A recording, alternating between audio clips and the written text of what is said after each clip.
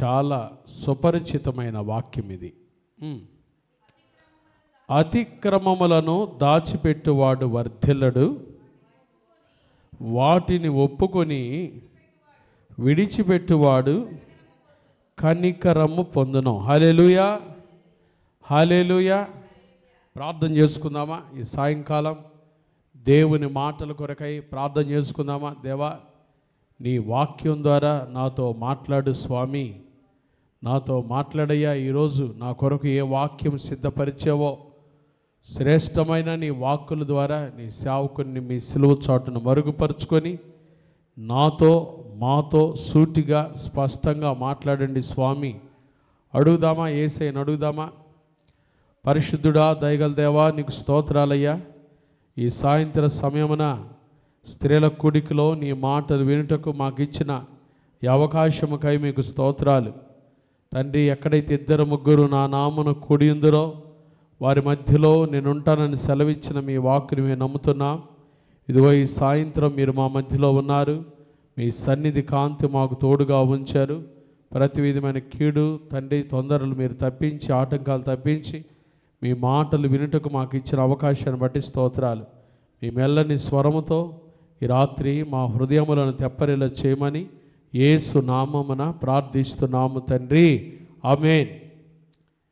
క్రీస్తునందు ప్రియమైన దేవుని బిడ్డలారా, ఈ నూతన సంవత్సరంలో దేవుని మాటలు వినుటకు ప్రభు ఇచ్చిన అమూల్యమైన అవకాశాన్ని బట్టి దేవునికి స్తోత్రాలు. దేవుని వాక్యం మనకి ఎంతో బలమైనది కదండి. జుంటి తేనె ధారల కంటే మధురమైనది దేవుని వాక్యం. దేవుని వాక్యాన్ని ధ్యానిస్తూ ఉండగా మనకి ఎక్కలేని బలము, శక్తి, స్వస్థత ఆయన వాక్కులో ఏమని చెప్పండి? స్వస్థత ఉంది. ఆయన తన వాక్కును పంపి వారిని ఏం చేయవాడు? బాగు చేయవాడు. వారు పడిన గుంటలో నుంచి పైకి లేవనెత్తువాడు. యేసయ్య మనకు సంపూర్ణమైన స్వస్థత, ఆరోగ్యము, క్షేమం. కాబట్టి ఈ సాయంకాలం యేసయ్య మనకిస్తున్న ఈ వాక్యాన్ని బట్టి ఆయనకు మహిమ చెల్లిస్తూ దేవుని మాటలు ధ్యానం చేసుకుందాం. దేవుని వాక్యంలో యోహాను వ్రాసిన 3వ పత్రికలో ఒక మాట ఉంటుంది చూడండి. యోహాను వ్రాసిన 3వ పత్రిక 2వ వాక్యం. యోహాను వ్రాసిన 3వ పత్రిక 2వ వాక్యం. ప్రియుడా, నీ ఆత్మ వర్ధిల్లుచున్న ప్రకారము నీవు అన్ని విషయములలోనూ వర్ధిల్లుచు సౌఖ్యముగా ఉండవలెనని ప్రార్థించుచున్నాను. చూడండి, ప్రియుడా, నీ ఆత్మ వర్ధిల్లుచున్న ప్రకారం నీవు అన్ని విషయములలో ఏమవ్వాలి? వర్ధిల్లాలి. దేవుని బిడ్డలంగా మనం అన్ని విషయాలు ఏమవ్వాలి? వర్ధిల్లాలి. ఈ రాత్రి మన అంశము వర్ధిల్లుట. వర్ధిల్లుట. ఎవరు వర్ధిల్లుదురు? ఎవరండి వర్ధిల్లుతారు? ఈ విశ్వాస జీవితంలో వర్ధిల్లే వాళ్ళు ఎవరైనా ఉన్నారా అంటే దేవుని వాక్యంలో, ప్రియుడా, నీ ఆత్మ వర్ధిల్లుచున్న ప్రకారం నీవు అన్ని విషయాల్లో వర్ధిల్లుచు ఎలా ఉండాలి? సౌఖ్యముగా ఉండాలి. దేవుని బిడ్డలు ఎలా ఉండాలి చెప్పండి? సౌఖ్యంగా ఉండాలి, సుఖంగా ఉండాలి. పాస్టర్ గారు, కష్టాలు ఉండవా? ఉంటాయి. కష్టాల్లో కూడా సుఖంగా ఉండాలి, కష్టాల్లో కూడా క్షేమంగా ఉండాలి కదండి. కన్నీటి లోయలు వస్తాయి, కన్నీటి లోయల్లో కూడా దేవుని బిడ్డలు సమాధానంగా ఉండాలి కదండి. ప్రభు అదే కోరుకుంటున్నాడు.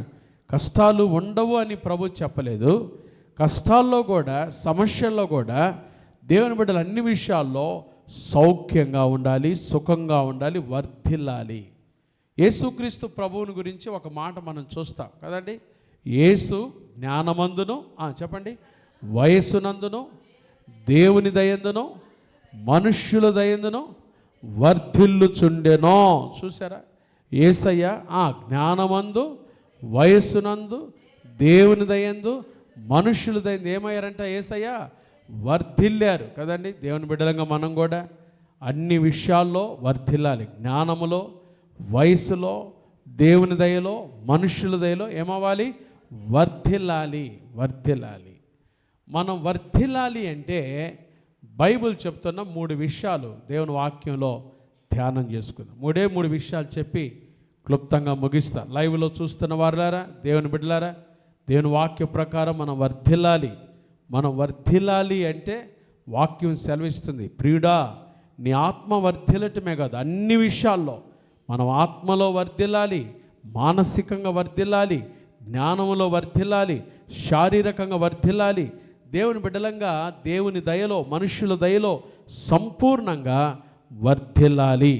మనం వర్ధిల్లాలి అంటే మనం చేయాల్సిన 3 విషయాలు దేవుని వాక్యంలో నుంచి ధ్యానం చేద్దాం. మొదటి విషయం చూడండి, సామెతల గ్రంథం 28వ సంకీర్తన. సామెతలు, ప్రోవర్బ్స్ చాప్టర్ 28. సామెతల గ్రంథము 28వ అధ్యాయం 13వ వాక్యం. అతిక్రమములను దాచిపెట్టువాడు వర్ధిల్లడు, వాటిని ఒప్పుకొని విడిచిపెట్టువాడు కనికరం పొందుతాడు. చూసారండి దేవుని వాక్యంలో, అతిక్రమములను దాచిపెట్టువాడు వర్ధిల్లడు. మరి ఎవరు వర్ధిల్లుతారు? ఎవరైతే అతిక్రమములను ఒప్పుకొని వాటిని విడిచిపెడతారో వారు జీవితంలో వర్ధిల్లుతారు. కనికరం పొందుతారంటే వర్ధిల్లుతారు. చూసారా దేవుని వాక్యం చెప్తుంది, అతిక్రమములు దాచిపెట్టువాడు వర్ధిల్లడు. దేవుని సన్నిధికి వస్తూ కొంతమంది ఇంకా వారి విషయాల్లో, ఆత్మీయ జీవితంలో ఎక్కడో అతిక్రమాలు దాచిపెడుతుంటారు, లోపల అతిక్రమాలు దాచిపెడుతుంటారు. ఎవరు అడగటలేదే, నన్ను ఎవరు చూసేవారు లేరులే, ఎవరికి నేను జవాబుదారీతనంగా లేనులే అని లెక్కలేనట్టుగా ఏం చేస్తుంటారు? అతిక్రమాలు దాచిపెట్టుకుంటారు కదండి. గెహాజీ నయమాను వెనకాల వెళ్ళి ఏం చేశాడు చెప్పండి? నయమాను తెచ్చిన డబ్బులు, వస్తువులన్నీ తెచ్చుకొని ఎవ్వరు చూడటం లేదులే అనుకున్నాడు. ఎలీషా ప్రవక్త అడిగాడు, గెహాజీ ఎక్కడికి వెళ్ళావు? ఇంతసేపు నువ్వు ఎక్కడికి వెళ్ళావు? ఎక్కడికి వెళ్ళి వచ్చావు చెప్తావా అంటే గెహాజీ ఏమన్నాడు? నేను ఆడకు పోలేదయ్యా. ఎక్కడ పోయాను? ఇక్కడే ఉన్నాను కదా. చూశారండి, ఒప్పుకోలేకపోయాడు. దేవుని సన్నిధిలో తను చేసిన అతిక్రమాలు ఒప్పుకోలేకపోయాడు, విడిచిపెట్టలేకపోయాడు. ఏమైంది? దాని ఫలితం ఏమైంది? ఇదిగో, నువ్వు వెళ్ళి నయమాని దగ్గర ఆస్తిపాస్తులు, ఆ వస్తువులు, ఆ సామాగ్రి తెచ్చుకునేటప్పుడు నా ఆత్మ నీతో రాలేదా? ఎందుకు దేవుని ఆత్మను మోసగించి శోధించి ఈ పొరపాటు చేశావు? నయమానుకు విడిచి వెళ్ళిన నా కుష్ఠరోగం ఎవరికి? నీకు, నీ సంతానానికి. ఎంత భయంకరమండి. అదే గెహాజీ ఒప్పుకున్నట్టయితే, అయ్యగారు ఏదో ఆశపడి నయమాన్ తెచ్చిన ఆ వస్తువులు అవి తెచ్చుకోవాలనుకున్నానయ్యా, క్షమించండి అయ్యగారు, క్షమించండి. యథార్థమైన హృదయంతో దేవుని కాడ క్షమాపణ అడిగినట్లయితే కదండి ఎంత బాగుండేది.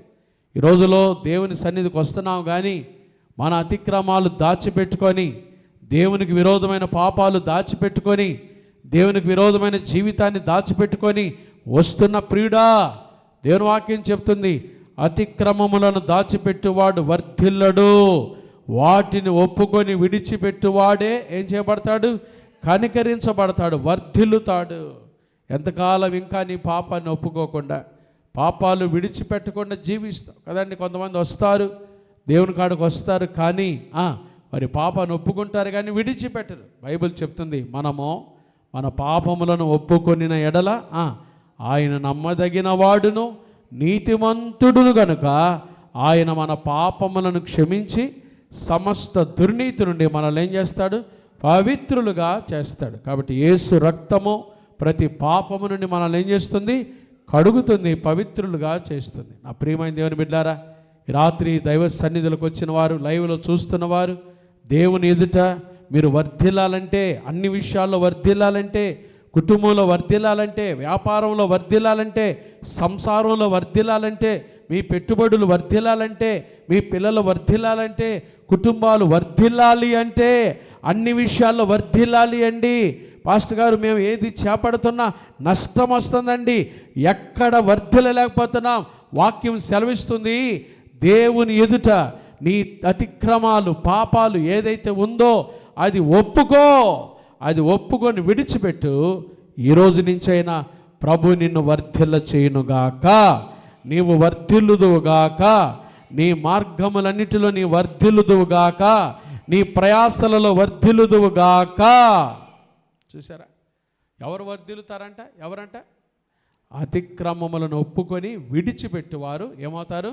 వర్ధిల్లుతారు. దేవుని కనికరాన్ని పొందుకొని వర్ధిల్లుతారు. రెండో మాట చూద్దామా, ఎవరు వర్ధిల్లుతారు? సామెతల గ్రంథం 28వ అధ్యాయం 25వ వాక్యాన్ని చదువుకుందాం. సామెతల గ్రంథం 28:25. పేరాస గలవాడు కలహమును రేపును. చూసారండి, కలహాల కారణం ఏంటి? పేరాశ. ఈరోజు చాలా కుటుంబాల్లో కలహాలు, భార్యాభర్తల మధ్య కలహాలు, అన్నదమ్ముల మధ్య కలహాలు, అక్క చెల్లెల మధ్య కలహాలు, తల్లిదండ్రులు పిల్లల మధ్య కలహాలు. ఎందుకు నీ కుటుంబంలో కలహాలు? బైబిల్ చెప్తుంది, పేరాశ గలవాడు కలహాన్ని రేపుతాడు. ఇంకొక మాట కూడా, గర్వం వలన జగడమే పుట్టును.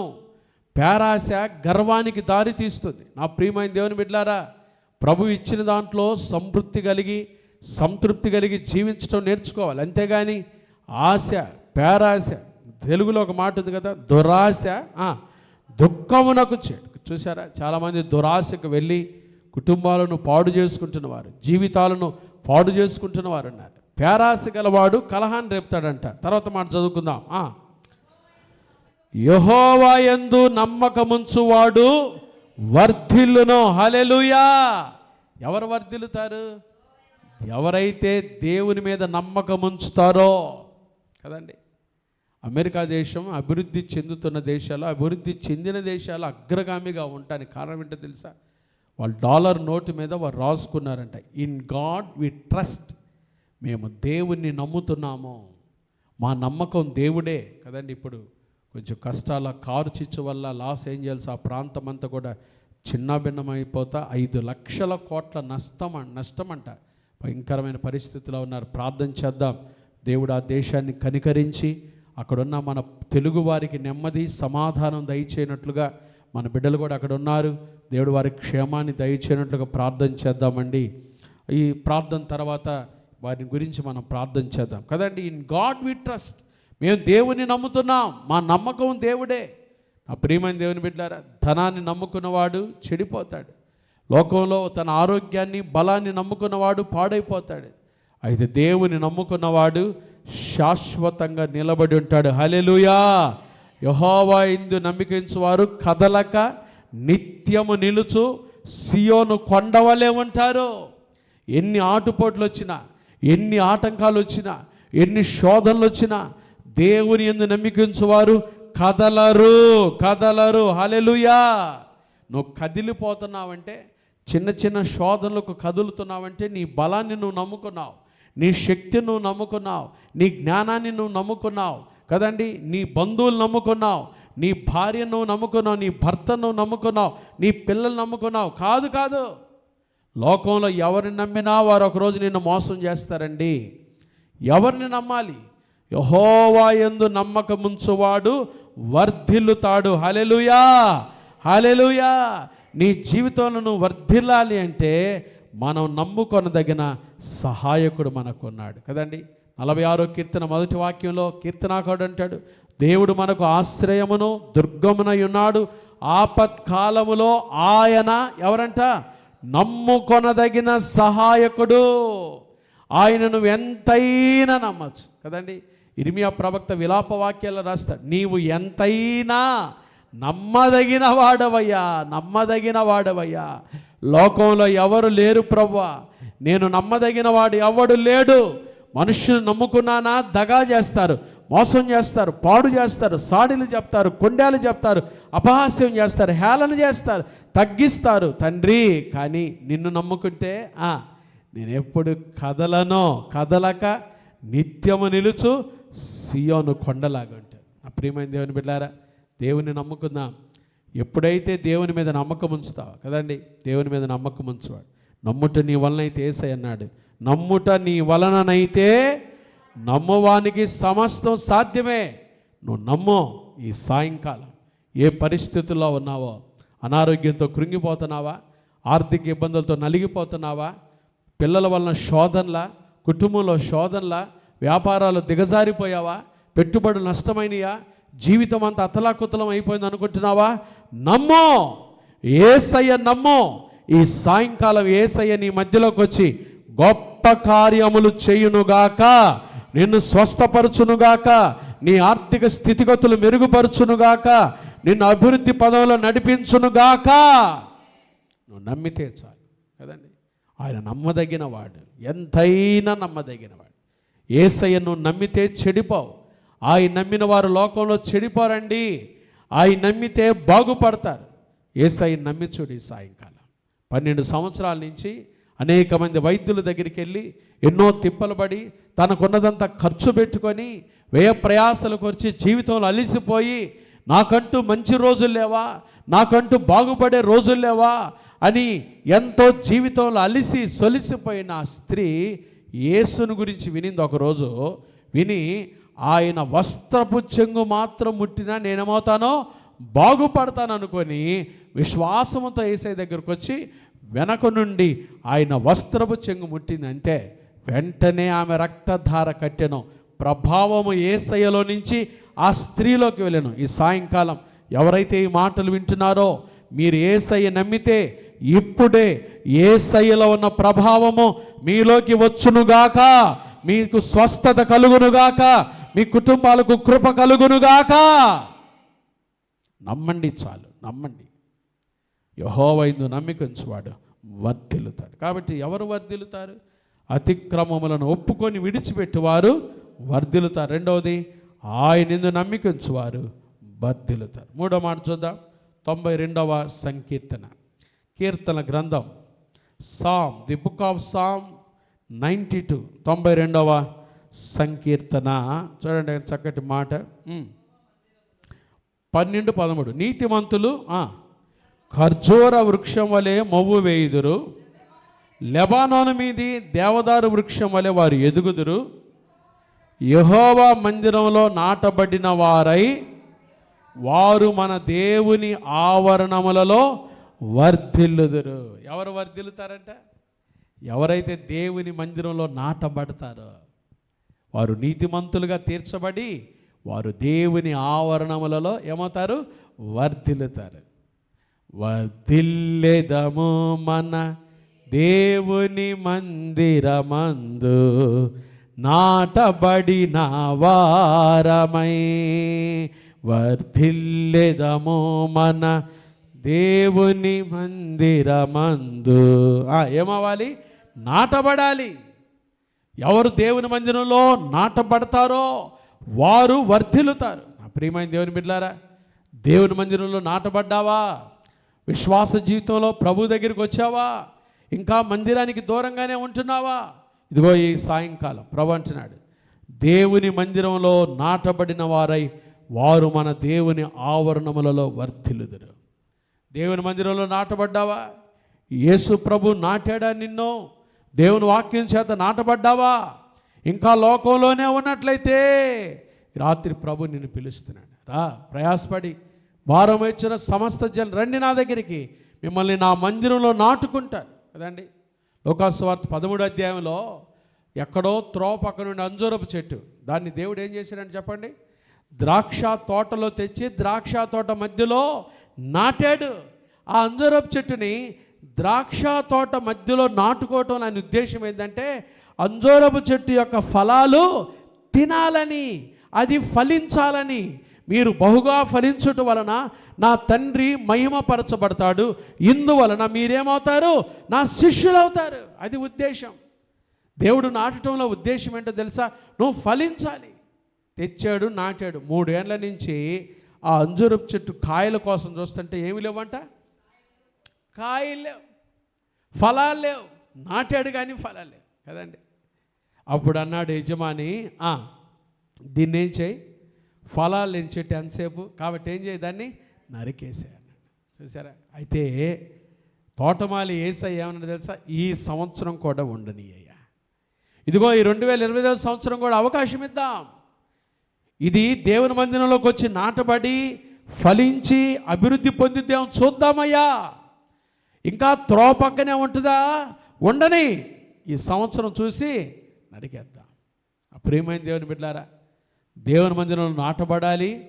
నాటబడిన మనందరం ఏమవ్వాలి? ఫలాలు ఫలించాలి, వర్ధిల్లాలి. ఈ సాయంకాలం ఇంకా నువ్వు మందిరంలోకి రాలేకపో వెనుకంజ వేస్తున్నట్లయితే దైవ సేవకుడిగా ఇదే మిక్కిలి అనుకూల సమయం. క్రైస్ట్ బ్లెస్సింగ్ చర్చ్ మనందరి కొరకు దేవుడు ఏర్పాటు చేసింది. ఈ సంఘం క్రీస్తు ఆశీర్వాద సంఘానికి ఏ జాతి, కులమో, మతమో, డినామినేషన్, వర్గ భేదాభిప్రాయాలు ఏమీ లేవండి. నీవెవరైనా సరే నిజమైన దేవుని వాక్యాన్ని స్వతంత్రించుకొని వాక్యం ద్వారా నాటబడి దేవుని మందిరంలో ఫలించి వర్ధిల్లాలని ఆశపడినట్లయితే ఇదే మిక్కిలి అనుకూల సమయం. రండి, ఈ సంవత్సరం రండి. క్రీస్తు ఆశీర్వాద సంఘపు తలుపులు మీ కొరకు తెరవబడి ఉన్నాయి. మీరెవరైనా సరే కదండి, ప్రభు హస్తం కురుచ కాలేదు, విననేరకు నుండి ఆయన చెవులు మందం కాలేదు. రండి ఆయన దగ్గరికి. ఆయన మందిరంలో నాటబడి ఆయన ఆవరణంలో వర్ధిల్లుటకు ప్రభు పిలుస్తుండగా వస్తావా? ఇంకా త్రోవ పక్కనే ఉంటావా? ఇంకా దూరంగానే ఉండి లైవ్లోనే వాక్యం విని వెళ్ళిపోతావా? రా, ఈ సంవత్సరం రా, కట్టలు తెంచుకొని రా, ఆ కట్లు తెంపుకొని రా. యేసయ్య ఈ మందిరంలో నిన్ను నాటి ఫలభరితమైన ఒక ద్రాక్షవనముగా చేయునుగాక, ఫలించే అనుభవాల్లో నడిపించునుగాక, కృపతో సమృద్ధితో నింపునుగాక. రా, ఈ సంవత్సరం ఆయన మందిరంలో నాటబడి వర్ధిల్లుటకు ఇదే అవకాశం. వర్ధిల్లాలి. మన దేవుని ఆశ ఏంటో తెలుసా? మనం వర్ధిల్లాలి. మనం ఎక్కడో త్రోవ పక్కన, ఎక్కడో లోకంలో ఉంటాం దేవునికి ఇష్టం లేదు. రా, ఆయన మందిరంలోకి రా, పిలుస్తున్నాడు ఆయన. ప్రయాసపడి భారం ఇచ్చిన సమస్త జనులారా నా యుద్ధకు రండి, నా మందిరానికి రండి, నా సన్నిధికి రండి, నేను మీకు విశ్రాంతి నెమ్మదిస్తాను. నా మందిరంలో నాటబడండి. నా మందిరంలో నాటబడిన వారైతే మీరు నా ఆవరణాల్లో వర్ధిల్లుతారు. చక్కటి వాక్యం ద్వారా వర్ధిల్లుతారు. ప్రేమపూర్వకమైన దైవ సేవకుల సహవాసం ద్వారా వర్ధిల్లుతారు. మాదిరికరమైన సేవకులు ఇక్కడ ఉన్నారు. పాస్టర్ గారు, పాస్టమ్మ గారు, ఈ మాదిరికరమైన దైవ సేవకులు అడుగుజాడలో నడుస్తూ మీరు వర్ధిల్లాలనే, ఆయన ఆవరణాల్లో వర్ధిల్లాలనే ఈ రాత్రి ప్రభు పిలుస్తున్నాడు. వస్తావా ఆయన దగ్గరికి? ఈ సంవత్సరం రా, ప్రభు కార్యాలు చూడు. నువ్వు నీ బిడ్డలు ఎంతగా వర్ధిల్లుతారో ఆయన మందిరంలో నాటబడిన వారై ఆయన ఆవరణంలో వర్ధిల్లుట కొరకై ప్రభు పిలుస్తున్నాడు. కాబట్టి మనం వర్ధిల్లుదాం. ఎవరు వర్ధిల్లుతారు? 3 విషయాలు చూసాం. ఎవరండి? ఎవరైతే అతిక్రమములను దాచిపెట్టి వాడు వర్ధిల్లుడు, వాటిని ఒప్పుకొని విడిచిపెడతాడో వాడు వర్ధిల్లుతాడు. దేవుని బిడ్డలంగా ఆయన సన్నిధికి వచ్చినప్పుడు, ఆయన బిడ్డలంగా ఆయన దగ్గర ఏదైతే మన జీవితంలో రహస్య పాపాలు ఉన్నాయో, ఏ పాపం చేతను ఒప్పించబడుతున్నాం ఈ సాయంకాలం, అది అబద్ధాలు కావచ్చు, మోసం కావచ్చు కదండి, ఇతరులను ఎక్కడైనా మోసం చేసే ఆలోచన కావచ్చు. యాకోబు అన్నను మోసం చేశాడు, తండ్రిని మోసం చేసి ఏమాడండి? యాకోబు మోసగించబడ్డాడు కదండి. మోసపోకుడి దేవుడు వెక్కిరింపబడ్డ మనుషుడు ఏమి విత్తునో ఆ పంటకు వస్తాడు. కాబట్టి ఏదైతే ఉందో దాన్ని ఒప్పుకుందాం, విడిచిపెడదాం ప్రభు సన్నిధిలో. ప్రభా క్షమించని అడుగుదాం. ఎంత ఘోరమైన పాపినని క్షమించే దేవుడు మనకుండగా వాటిని ఒప్పుకొని విడిచిపెట్టి వర్ధిల్లుదాం. రెండవది, ఆయన యందు సంపూర్ణంగా నమ్మిక ఉంచుదాం. ఆయన అద్భుతాలు చేసే దేవుడు. ఒక్క క్షణం చాలు నీ జీవితంలో ఈ రాత్రి గొప్ప మేలు చేయటానికి. ఒక్క క్షణం చాలు యేసయ్యకి, ఒక్క క్షణం చాలు యేసయ్యకు. ఆయన యందు నమ్మిక ఉంచినట్లయితే నీ జీవితాన్ని, నీ పరిస్థితులను మార్పులోకి తీసుకురావటానికి ఒక్క క్షణం చాలు. నమ్మో, ప్రభు ఈ సాయంకాలం నీ జీవితంలో నిన్ను వర్ధిల్లే అనుభవాలను నడిపిస్తాడు. మూడోది, ఆయన మందిరంలో నాటబడు, ఆయన ఆవరణంలో వర్ధిల్లుతావు. ఆ రీతిగా వర్ధిల్లుటకు పరిశుద్ధాత్మ దేవుడటి కృప ఈ రాత్రి మనందరికి దయచేయునుగాక. ఆమేన్. హల్లెలూయా, హల్లెలూయా.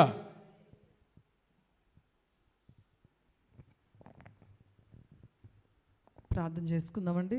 కృపా సత్య సంపూర్ణుడ మా యేసయ్యనికి స్తోత్రం తండ్రి. మహిమోన్నతుడ, సర్వోన్నతుడ, గొప్ప దేవునికి స్తోత్రం. ఎవరు వర్ధిల్లుతారు యేసయ్య? అతిక్రమములను విడిచిపెట్టువారు వర్ధిల్లుతారు తండ్రి. ఎందు నమ్మికయించేవారు వర్ధిల్లుతారు. నీ మందిరంలో నాటబడిన వారు వర్ధిల్లుతారు తండ్రి. మమ్మల్ని అందరినీ వర్ధిల్ల అనుభవంలో మమ్మల్ని అందరినీ నడిపించమని నీ సన్నిధిలో ప్రార్థిస్తున్నాం తండ్రి. ఆసక్తితో వచ్చిన ఎట్టి బిడ్డలను మీరు దీవించండి తండ్రి. అయ్యా, మీరు అందరికీ అవకాశం ఇస్తారు కానీ దాన్ని సద్వినియోగం చేసుకునే చాలా తక్కువ మంది యేసయ్య.